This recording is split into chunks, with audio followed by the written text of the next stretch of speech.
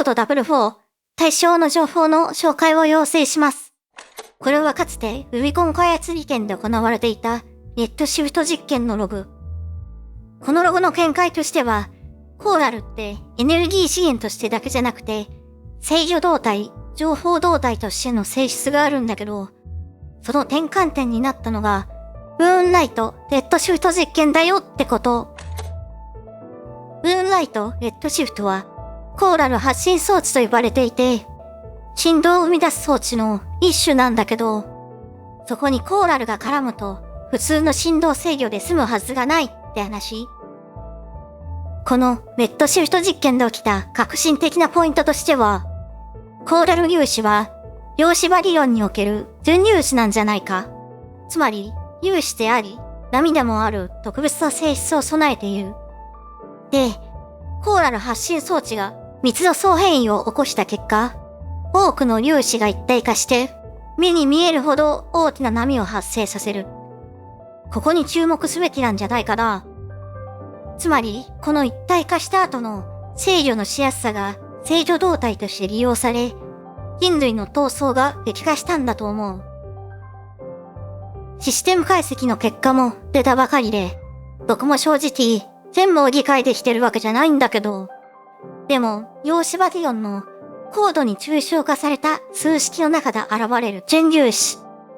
それも、光と物質が強く結合したマグトン・ポラリトンとの類似性があるって話なんだ。それが本当なら、ミクロとマクロ間だったり、電子や光子や振動間をつなぐ制御動態、情報動態としての潜在性を持つコーラルが人類社会から期待されるのも無理はないよね。これだけ違う分野をまたいで使えるってかなりすごいことなんだよ。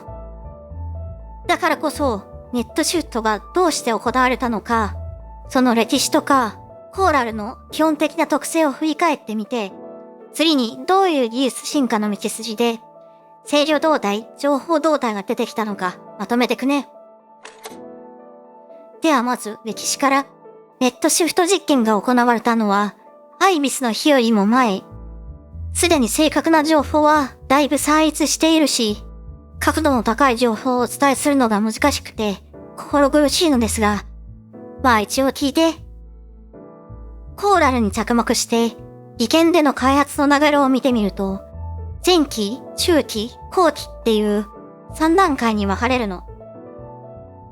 前期はコーラルをエネルギー資源として発見して本格調査がスタートした時期だね。中期はアイスワームでエンゲブレドコードを開拓してコーラル採掘が本格化した。で、きっとコーラルの利潤を求めるガラス者が集まってきて、ここから精神的な兵器開発が要求されるようになった。その流れの中で制御動態としてのコーラルが誕生した。後期は制御動態技術が成熟してきたことで、C パルスのような新技術が生まれたと。従来のコンピューティングを凌駕するポテンシャルを秘めていて、人類の情報への向き合い方を変えてしまう、そんな可能性も秘めてた。ただ、アイビスの死という人類史上類を見ない大災禍が起こったのもこの時期。大まかな歴史はこんなところでいいかな。次はコーラル粒子の特性について。まずはコーラルには群知能っていう習性があるんだよ。当初コーラルには生体物質と見られていた経緯があるの。群知能っていうのは一個一個の個体の動きはシンプルでもたくさん集まると複雑な知性に見える振る舞いをする現象だね。コーラル個体群が備える基本的な動きは、粒子配列と指向性、粒子がどんな形になるのか、どっちへ飛ぶのか、みたいな話。ところで最初に話した準粒子は、群知能に似た面白い特性があってね。これらの性質に加えて、密度効果による凝縮で、ある限界を超えると、さっきまでバラバラの動きをしていた粒子たちにまとまりが生まれ、あたかも一つのまとまった波のような現象になる。歴史的経緯から群知能と呼ばれてるけど、もしかしてコーラルは準粒子と同じものと考えていいのかもしれない。一見ふーんって感じなんだけど、大量の粒子を密度相変異によって一つの波として扱えるなら、と制御はしやすくなるわけで、兵器や機器の制御動態として、実に優れた性質を示すというわけ。それじゃあ本題ね。コーラル発信装置は密度相変異によって多くの粒子をまとめ上げ、マクロな波を生み出す。まず映像ロゴを見てもらおうかな。開発前期から稼働している無人 AC エフェメラが使っている高波ブレードムーンライト。普通のレーザーブレードとは違って緑色の波を伴う光が放たれてるんだよ。次にムーンライトレッドシュート。見た目はムーンライトとほぼ同じだから専用設計というより実験兵器としてレッドシュートプロジェクトが立ち上がったんじゃないかな。ムーンライトレッドシュートのログによると、コーラルの軍知能に EN 干渉して斬撃に硬波を伴うなんて記録されてる。この斬撃をどう考えるかがポイントかな。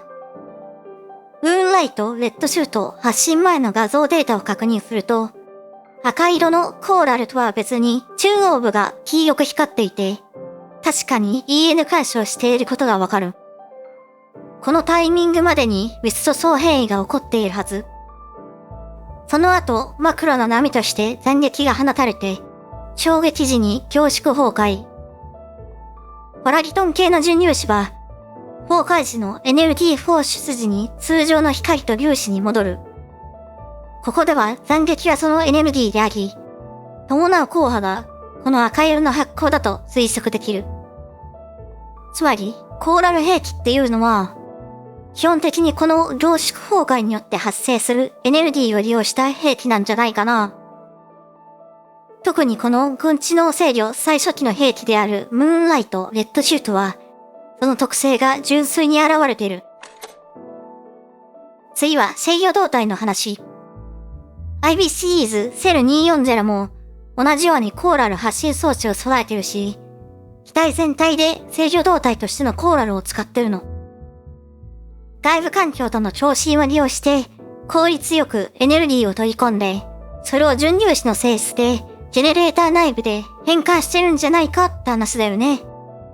共振って要するに特定の振動を拾って増幅したり抑えたりする仕組みで、ギターの弦を抑える位置を変えて音程を調整するみたいなイメージ。これを実現しているのがコーラル粒子の配列の特性なんだ。粒子間の配列の距離を調整することで特定の振動を選択し、驚異的な効率でエネルギーをやり取りしてる。しかも、コーラル粒子は質量を持ってるから、その物理的な振動まで制御可能になる。しかも、ナノレベルで。これを応用すれば、攻撃による衝撃を和らげるとか、アクチュエーターの誤差を補正するとか、機械振動のノイズを減らすとか、いろいろ応用できそうだよね。ステルス性だって上がるんじゃないかな。最後に開発後期の話を少しだけ。この時期に開発された FCS のログから、コーラルを使った量子コンピューティングの痕跡が見つかってる。もともと準粒子って量子コンピューティングを実現する上でも期待されている技術なんだよね。で、コーラル粒子も例外じゃないってわけ。ただ問題は量子状態の保持が難しい点。そこに関しては強化人間のレポートでまた話すかもだけど、C パルスっていうのが脳内ニューラルの神経パルス電波を真似してるんじゃないかって仮説を立てて調査中。ちょっと待っててね。で、レッドシュートを踏まえて、永井教授が残した口述実機を見直してみたいな。例えば真空状態。これは密度を最大化する理想的環境の一つと言える。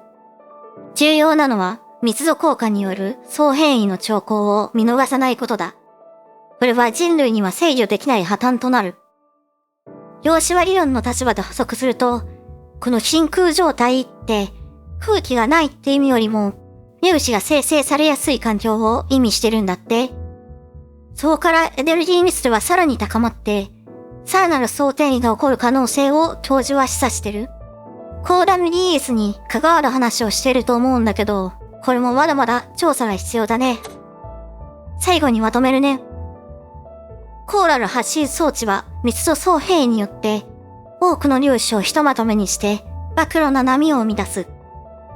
この性質はレッドシフト実験で裏付けられたもので、具体的には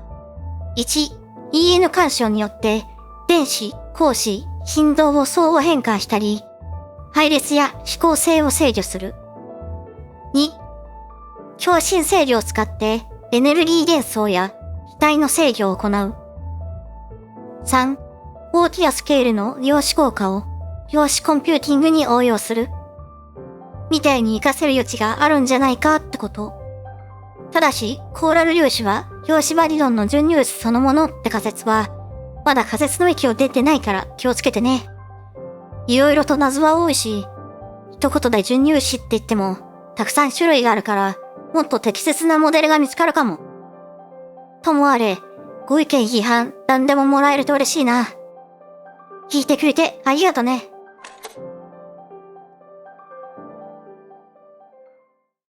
そうそう、申し遅れました。僕はアニュネロ。どうかごひいきにしてやってね。